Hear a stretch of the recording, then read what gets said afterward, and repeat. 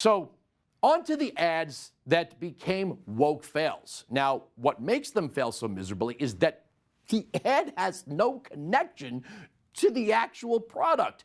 Now, first up, Sprite's commercial that first aired in Argentina but became a viral sensation here in the United States.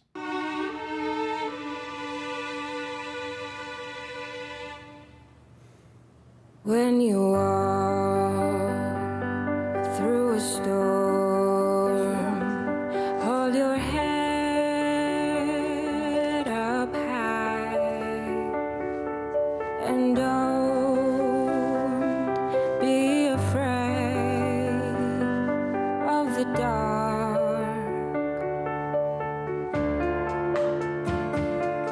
At the end of a storm. I'm sorry, what does any of this, what does a grandmother helping her drag queen grandson get dressed have to do with lemon lime soda? Nothing. But you know, as the Democrats want to add taxes to sugary drinks and even limit their sales, some woke advertising might buy some friends. Next up, restaurant chain TGI Fridays.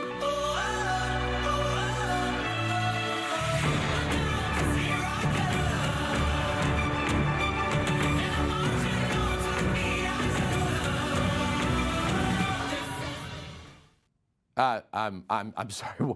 What does two guys kissing have to do with deep fried finger food? And not the stereotype, but most guys who are into kissing other guys don't eat that stuff. But again, while the food police on the left are all over these joints to help up their menus, if you're in the business of high-calorie, deep-fried, artery-clogging fare, you might need to fire off a woke flare to let people know who their friends are. Last but not least, to the worst of the bunch, Gillette. Bullying. The Me Too movement against sexual harassment. Masculinity. Is this the best a man can get? Is it? It's likely happening here in Bullying, as well. a problem. We can't hide from it. Sexual harassment is taking over. It's been going on far too long. We can't laugh it off. Who's the daddy? What I actually think she's trying to say. Making the same old excuses. Boys will be boys. Boys will be boys. Boys will be boys. But something finally changed. Allegations regarding sexual assault and sexual harassment. But she says And there will be no going back. So the company whose name adorns the stadium where a testosterone-driven combat sport is played and sold itself for decades on being the best a man can get, now believes the majority of its clientele are somewhere between a sexual harasser and a bully, and any male pattern behavior should be treated as criminal. Maybe this should be their new spokesperson then. Not exactly Farrah Fawcett, right? Well, snobby liberal Josh Barro over at the New York Magazine's Intelligencer has seen the same effect. Headline: Why Nike's woke ad campaign works and Gillette doesn't. Now, remember what I said earlier about knowing who your customers are? Speaking of the difference between Nike and Gillette, he writes, quote, Nike's message to customers is uplifting rather than accusatory. It doesn't urge them to interrogate their roles in societal structures that may cause oppression, let alone the roles played by corporations like Nike.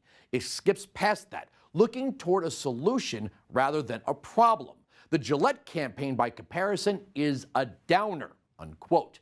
And oh, by the way, Gillette lost $8 billion on that debacle. So here's the argument. These companies do not give a rat's you-know-what about these progressive causes. What this really is mega corporations trying to protect their profits from the hard socialist left. Look at us, we care.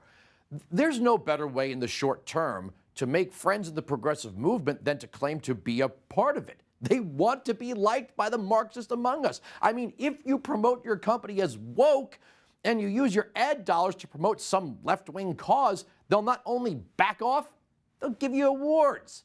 These companies see no benefit in trying to appease conservatives because we aren't threatening to tax them into oblivion. The left demands that businesses check off their boxes. We don't. So who do they feel they have to buy off? And we aren't the ones in the streets giving these companies bad publicity. You know, the so-called Fight for 15? Conservatives aren't constantly threatening boycotts. Now, look, it's too late to tell, but this 180 on donations to Christian groups from Chick-fil-A might be too much for right-minded consumers to take. But I warned a long time ago on my radio program that Chick-fil-A's expansion into the northeastern blue states would come at a price. Remember that fight they had with the mayor of Chicago, former mayor Rahm Emanuel? If Chick-fil-A turns on conservatives, we might not be there when the vegan mafia comes for them. Closing one's wallet is a form of protest, as we do vote with our dollars.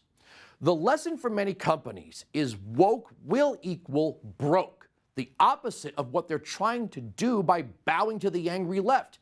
In the long term, these businesses, after burning through millions of dollars in advertising and taking massive losses for their ad campaign backfires, they will learn there is no sweet spot intersection with the bitter, angry left and their attempt at some more conscious capitalism. Woke is nothing more than a trend. And of course, businesses jump on trends. But remember, trends end as fast as they begin.